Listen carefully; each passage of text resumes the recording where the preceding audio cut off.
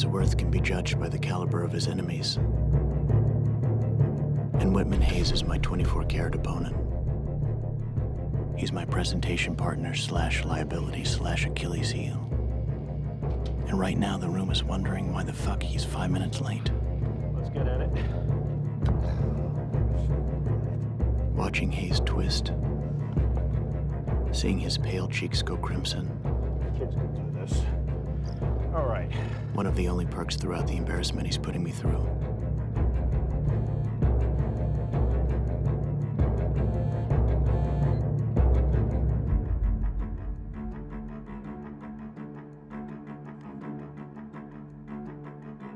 Well, look at that.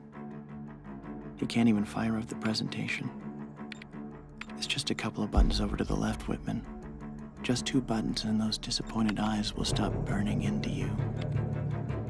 I could help him. I could walk right over and boot us up. Whitman just needs to lose a few times and it'll be done. He's been protected by someone up high for so long. He's gone soft. He's gone clumsy. His grandfather protection wouldn't save him from a lost client. Not in this climate. No way. 1 second, folks. Packed tight into a hand-me-down wardrobe, this guy should be going door to door, selling knives and gadgets with his smile and aw shucks charm. Here we go. He doesn't belong here. And we're back. Thanks, Bert. You bet. Look, no matter how cluttered the tech can get, our operation is built to streamline your business and cut costs without compromising quality. And somehow, against all laws of nature, no matter how many saves I provide, Whitman Hayes survives. I mean, these days you can't be too careful, can you? The stumbling and the bumbling smooths out. The mistakes become quirks. The moldy becomes vintage. And the suits sign up for it in droves.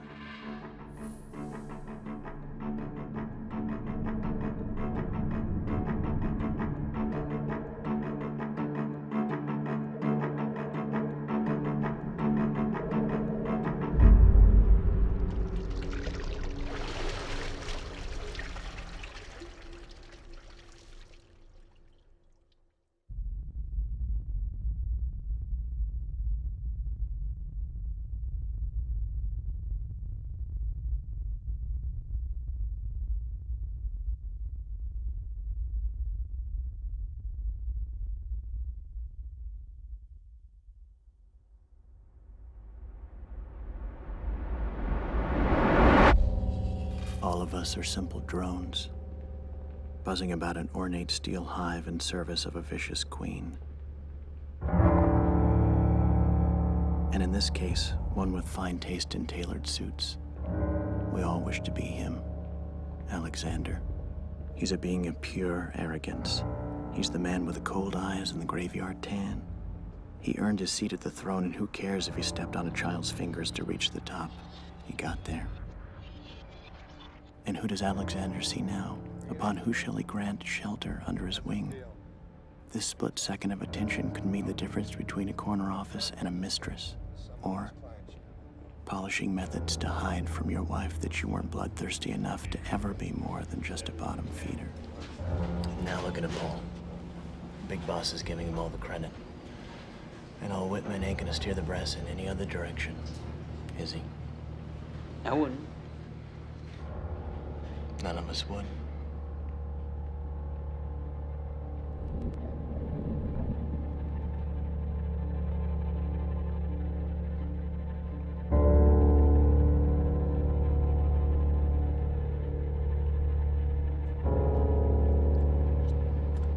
Go ahead, Whitman. Tell another flat joke and reap in the fake laugh.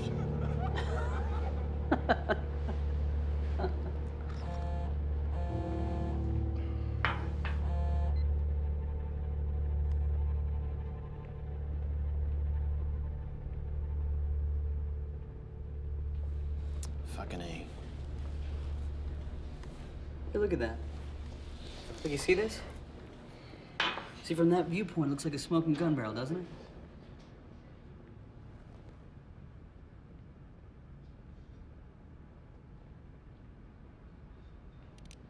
Bang. No, I'm sorry, he's not in right now. Can I take a message? Mr. How are you spelling that? Okay, and your number?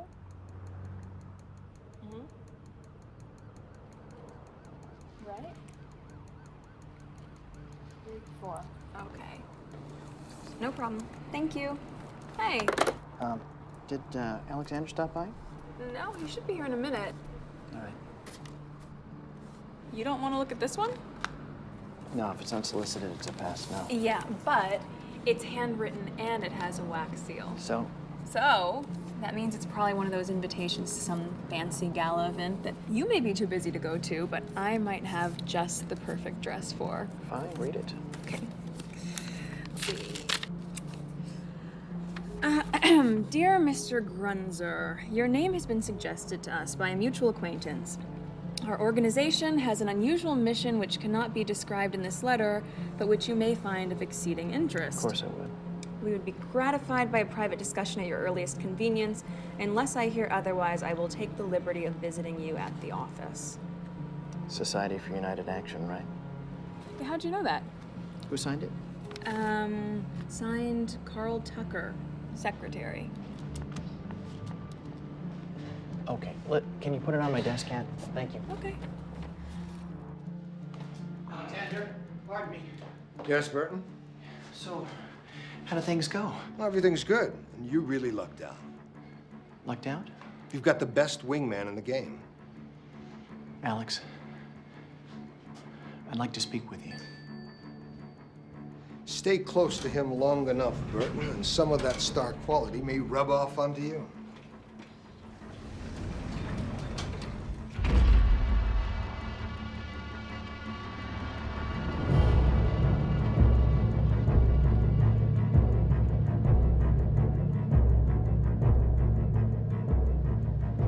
Mr. Grunzer? Yeah? My name is Carl Tucker. Society For United Action, good lord. Points for persistence. Is this a bad time? It is a bad time. Yeah, it's a very bad time. I understand. But I did come all the way down here, and I'm asking for 15 minutes of your time, max. 15 minutes, and you'll never hear from me again. Okay, look, I mean, today with the marathon, I mean, it's a madhouse and the traffic. 10 minutes. Okay, it's 5:49 right now. At 6 p.m., every warm body in this building bum rushes the elevators. I hate that fucking sardine shit. Okay, you have until 5:59. 5:59 it is. Then I'm out of your hair. Okay, you're on, go for it. Thank you. But, now I'm not here to sell you insurance or razor blades. I couldn't if I tried. I'm a semi-retired broker. However, the subject I wish to discuss is rather intimate. May we go somewhere with a door I could close? Okay.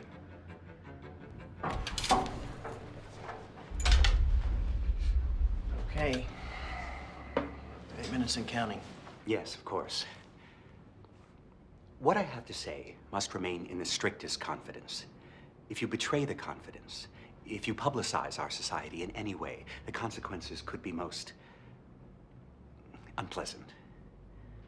Is that agreeable? All right. Fine.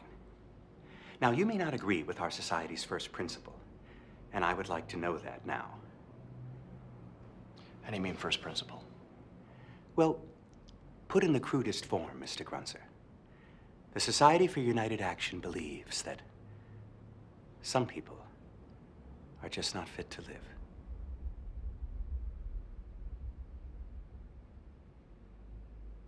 There. I've said it. Some of our members don't believe in my direct approach. They feel the argument has to be broached more discreetly. But frankly, I've gotten excellent results in this rather crude manner. How do you feel about what I've just said, Mr. Grunzer? I don't know. Guess I never really thought about it much. Do you believe in capital punishment? In some cases, yeah. Ah, so you really accept our first principle. It's just a question of who sanctions it. I guess you could say that. Good. So now I'll ask another blunt question. Have you personally ever wished someone dead? Oh, I don't mean those casual, fleeting wishes everybody has. I mean a real, deep down, uncomplicated wish for the death of someone you thought was unfit to live.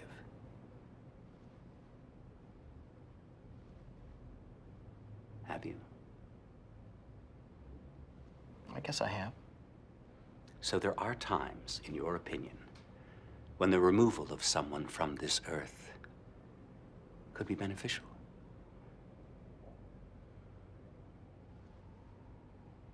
Okay. What is this, Carl? Are you from Murder Incorporated or something? Hardly, Mr. Grunzer. Hardly. There is absolutely no criminal aspect to our aims or our methods. I'll admit we're a secret society, but we're no Black Hand.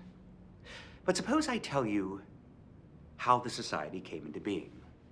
Well, you know what? You got 6 minutes. Fire away. It began with 2 men. I can't reveal their names just now. The year was 1969. Now, one of the men was a lawyer attached to the district attorney's office. The other was a state psychiatrist. Both were involved in a rather sensational trial concerning a man accused of a hideous crime against 2 small boys. Jeez. The man was unquestionably guilty. But a strong defense counsel, plus a suggestible jury, equaled his freedom. When the verdict was announced, these 2 were thunderstruck, furious. They felt a great wrong had been committed, and they were helpless to right it. Now, I should explain something about the psychiatrist. He specialized in strange practices, everything from tribal rites to sticking pins in dolls. No matter which practice, no matter how bizarre, he felt there were enough success stories to warrant a campfire tale or 2. It just takes one mother pulling a car off her burning child to convince any parent that they'd have the power to save theirs in the face of death. If a sliver of belief can save a life, couldn't a sliver of belief take one? Perhaps. Our friend, the psychiatrist, began wondering about this. He proposed to his friend, the lawyer, that they test the theory on the man they believed violated and tore the flesh of children and walked. Just to see. How? Perfect question. How they did it was simple. They went to see this man, and they announced their intention. They said they were going to wish him dead. They explained how and why this wish would become a reality, and while he laughed at their proposal, they could detect a modicum of superstitious fear creep across his face. That was the key. Belief. The target had to believe. Even just a little. They promised him that regularly, every day, they would be wishing for his death until he could no longer stop the mystic juggernaut that would make the wish come true. Oh, okay, that's a little bit silly. The man died of a heart attack 2 months later. Of course he did. It's called coincidence, friend. The same conclusion was reached by our 2 men in the past. They were intrigued, but not convinced. So they tried it again. Again. Yes. Only this time they enlisted the aid of 4 associates. This little band of pioneers was the nucleus of the society that I now represent. We're numbering over 1,000 now. 1,000. Yes. All over the country. In case you think I'm not serious, Mr. Grunzer, 229 targets were named by our selection committee. 104 are no longer with us.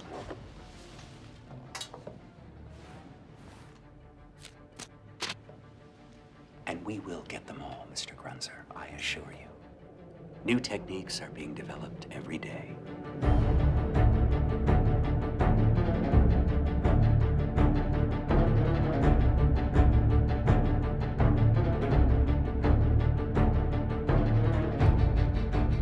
All these people are dead. Oh, yes. There's another list at the back of the book of our members. Call one. 10, 100 if you'd like. Shall we? No, I mean, I can see how it works, you know.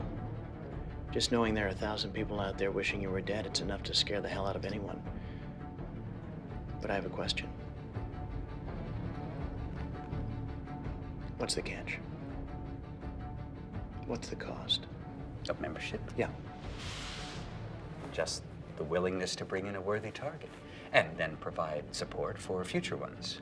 Understood. And a small fee. I knew it. $50.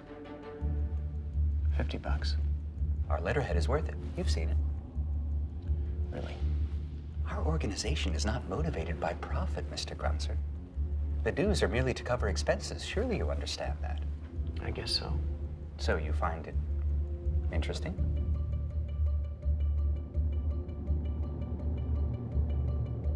They have to know?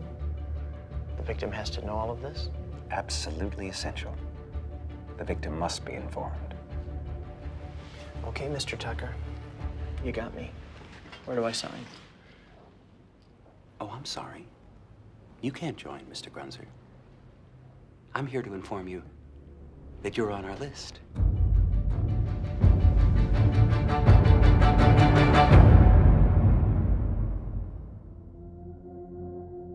Oh, I'm a minute over. Sorry.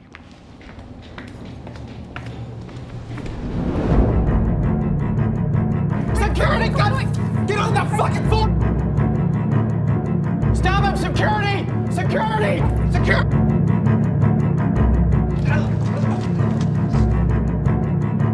Burton?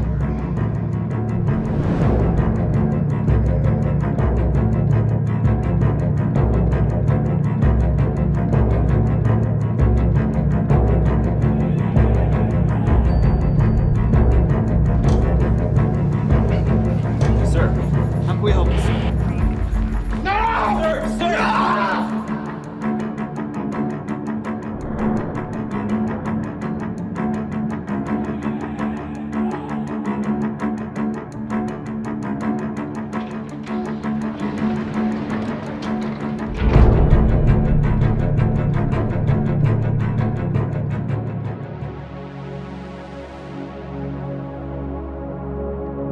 Watch Dust.